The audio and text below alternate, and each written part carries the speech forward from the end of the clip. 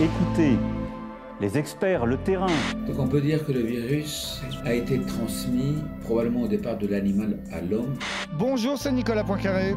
Bonjour, c'est Fabien Andrianarisoa. Alors que la course au vaccin contre le Covid-19 occupe le devant de la scène, intéressons-nous aujourd'hui aux racines du mal. D'où vient le coronavirus? Le point sur l'enquête, c'est maintenant dans Expliquez-nous le monde.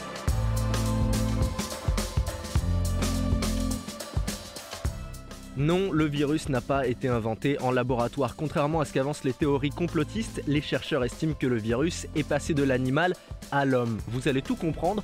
3 bonnes raisons d'écouter ce podcast avec Nicolas. Oui, on va raconter l'origine donc de ce virus qui est très certainement sorti d'une grotte du sud de la Chine. Je vais vous expliquer aussi pourquoi c'est important aujourd'hui de lutter contre les trafics d'animaux. Et puis, je vais vous raconter que pour les virus Ebola ou bien encore pour le sida, eh bien, d'incroyables enquêtes scientifiques et quasi policières ont permis de localiser très exactement les transmissions de l'animal vers l'homme. Expliquez-nous le monde. Un podcast RMC. Nicolas Poincaré. Fabien Andrianarisoa. Une enquête pour déterminer l'origine d'un virus, c'est un peu comme une enquête policière. Et petit à petit, l'étau se resserre. On savait que c'était en Chine, on savait que c'était à Wuhan. Et maintenant, on a même une petite idée encore plus précise, Nicolas, sur l'origine du virus. Oui, le scénario le plus probable sur l'origine du virus, il est très bien décrit par le professeur Didier Sicard, qui est un spécialiste de médecine interne, mais qui connaît aussi particulièrement bien le Laos. Il explique que à la frontière du Laos et de la Chine, il y a des grandes forêts primaires. Dans ces forêts, des grottes dans lesquelles on trouve des chauves-souris qui abritent depuis toujours, depuis des millions d'années, les chauves-souris ont des souches de coronavirus, jusqu'à 30 souches différentes pour une seule chauve-souris. Alors ensuite, lorsqu'elles meurent, ou bien lorsque leur bébé meurt, eh bien, les chauves-souris s'écrasent sur le sol et les cadavres sont aussitôt mangés, soit par des vipères, soit par des fourmis, et généralement par les deux. Ensuite, les fourmis, à leur tour, sont dévorées par les pangolins, des mammifères qu'on trouve dans cette région du sud-est asiatique et en Afrique. Ça ressemble à un lézard, mais ça n'a rien à voir puisque ce sont des mammifères et les mammifères donc mangent ces fourmis. Puis parallèlement, les chauves-souris, elles, vont se nourrir de fruits sur lesquels elles urinent et ces fruits sont mangés par d'autres animaux comme par exemple les civettes qui sont des chats sauvages. Et à l'arrivée, eh bien, tous ces animaux sont vendus au marché de Wuhan. Les animaux sont manipulés, sont dépecés par les vendeurs. Tout ça dans un nuage de tiques et de moustiques avec les urines de ces animaux qui peuvent se mélanger. Et à l'arrivée, eh bien, il suffit qu'un vendeur se soit frotté les yeux pour qu'à un moment, le virus passe de l'animal à l'homme. Celui qui cause la maladie qu'on appelle le Covid-19, il est semblable à 96% à celui des chauves-souris et à 99% au virus des pangolins. C'est pour ça qu'on estime que notre virus est issu de ces deux animaux-là.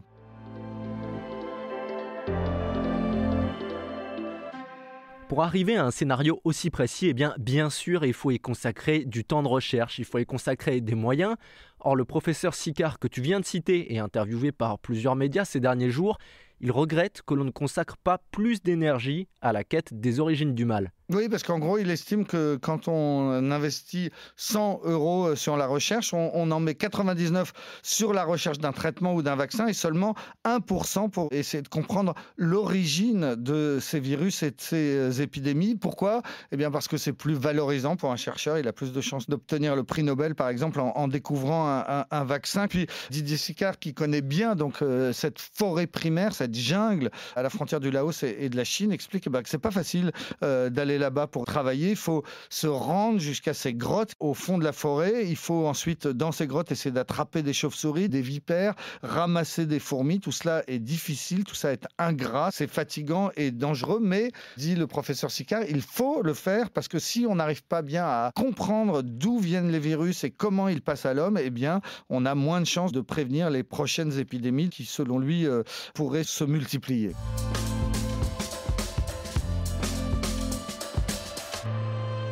Une fois qu'on a dit que ces virus étaient bien d'origine animale et non fabriqués en laboratoire, ça pose évidemment, Nicolas, la question du trafic d'animaux. Oui, il faut lutter contre le trafic des animaux sauvages, c'est ce que disent les spécialistes. Il faudrait le criminaliser, il faudrait que les trafiquants puissent être punis comme on punit les trafiquants de cocaïne. Et d'ailleurs, il y a un lien. On estime que le trafic d'animaux sauvages en Chine est aussi important en termes financiers que le trafic de drogue, et particulièrement donc le trafic de pangolins qui est censé soigner dans la médecine traditionnelle chinoise un certain nombre de choses, dont les rhumatismes et les troubles de la vue. Alors, théoriquement, depuis 2003, et donc depuis justement l'épidémie de SRAS, la vente et le commerce des pangolins et d'autres animaux sauvages est totalement interdit en Chine, mais on sait que la loi n'est pas respectée. Donc, en Chine, on peut imaginer que la lutte contre le trafic sera mieux organisée. Le SRAS dont tu viens de parler à l'instant mettait déjà en cause, à l'époque, en 2003, les chauves-souris. Le Covid-19, le SRAS, mais ça ne s'arrête pas là, puisque l'épidémie d'Ebola qui avait lieu en 2014 et qui était partie d'Afrique mettait déjà en cause les chauves-souris. Écoutez ce reportage de nos collègues de BFM TV tourné en 2014. À l'origine de cette épidémie, les chercheurs soupçonnent les singes et les chauves-souris porteurs du virus. On a dit pour éviter cette maladie de ne pas manger la viande de singe et de chauve-souris, n'est-ce pas ? Concernant le cas d'Ebola, là l'enquête est encore plus exceptionnelle puisqu'on a réussi à identifier avec une précision remarquable l'origine du virus, Nicolas. On a retrouvé l'arbre dans lequel le virus est passé des chauves-souris à l'homme. C'est en Guinée, dans un village, et en l'occurrence, le patient zéro de cette terrible épidémie, c'était un petit garçon qui est monté, qui a joué dans l'arbre, et en particulier dans un gros trou dans cet arbre, et qui a été contaminé. Il est mort peu de temps après, mais avant de mourir, il avait eu le temps de contaminer sa famille, qui elle-même a contaminé le village, puis toute la Guinée, puis une grande partie de l'Afrique de l'Ouest. Terrible histoire. Ce sont des chercheurs allemands donc, qui sont retournés dans ce village. Les habitants avaient brûlé l'arbre, parce que les habitants de ce village savaient bien que c'était dans cet arbre que tout s'était passé. Ils avaient brûlé l'arbre, mais les scientifiques allemands, avec les cendres de l'arbre, ont pu retrouver les cendres des chauves-souris et du virus qu'elles portaient, et c'était bien le terrible virus Ebola. C'est incroyable comme les scientifiques arrivent à retrouver l'origine exacte d'une épidémie pareille.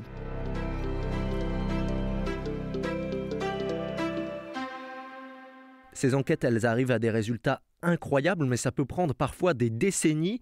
Dans le cas du sida, on a identifié les 2 dernières souches du virus en 2015, Nicolas. Oui, ça fait presque 40 ans maintenant que les chercheurs du monde entier travaillent naturellement sur le VIH, sur le sida, la plus terrible des épidémies de ces dernières années. Et alors, on a effectivement assez récemment déterminé que pour la souche principale, qu'on appelle le VIH1 souche M, c'est une des 4 souches du virus, mais la plus importante parce qu'elle représente presque 99% des cas d'infection, on estime que cette souche-là, elle est passée du singe à l'homme au sud-ouest du Cameroun, et pas dans les années 80, mais bien avant, dans les années 1920, sans doute. À l'époque, il y avait des chasses aux singes, et on imagine qu'un jour, un petit chimpanzé a, par exemple, griffé un chasseur. Et ce virus, depuis 40 ans, a fait environ 40 millions de morts. Et c'est une équipe de chercheurs français menée par Éric Delaporte, qui est infectiologue et directeur d'une unité de recherche sur le sida à Montpellier, qui a permis d'identifier les 2 dernières souches du VIH en 2015 en remontant la chaîne de transmission. Il retraçait le parcours de l'épidémie au micro de Jean-Jacques Bourdin.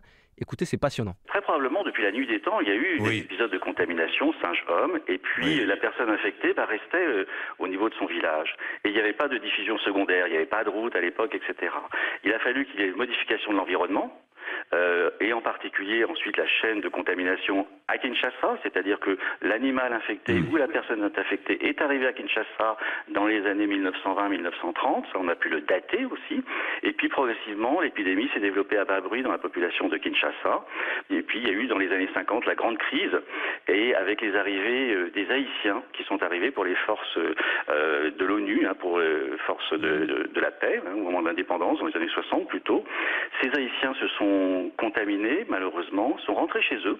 Et puis, il y a eu la chaîne avec Haïti. Pourquoi Haïti ? Parce qu'il y avait ces Haïtiens qui rentraient chez eux. Et puis ensuite, il y avait à Haïti du tourisme, et en particulier du tourisme sexuel. Et il y a eu des contaminations avec des Nord-Américains. Et ensuite, l'épidémie est devenue mondiale. Maintenant, il faut espérer que l'on puisse faire ce même travail autour du coronavirus pour mieux le comprendre et peut-être éviter l'émergence de nouvelles pandémies similaires au Covid-19.